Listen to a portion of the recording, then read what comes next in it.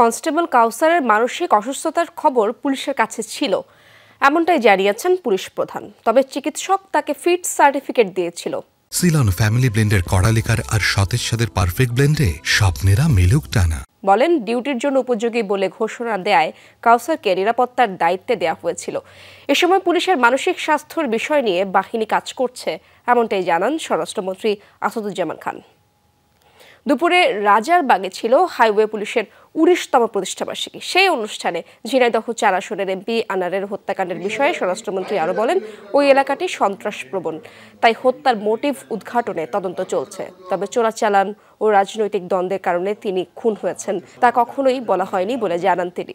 মহাসড়কে চাঁদাবাজির প্রসঙ্গে মন্ত্রী বলেন, হাত বাড়ালেই টাকা পাওয়া যায়, তাই মহাসড়কে অনেক জায়গায় চাঁদাবাজি হচ্ছে। বলেন, ঈদে ঘরমুখ যাত্রীদের ভোগান্তি কমাতে নেওয়া হয়েছে প্রস্তুতি। সড়ক নিরাপদ রাখতে হাইওয়ে পুলিশ কাজ করছে।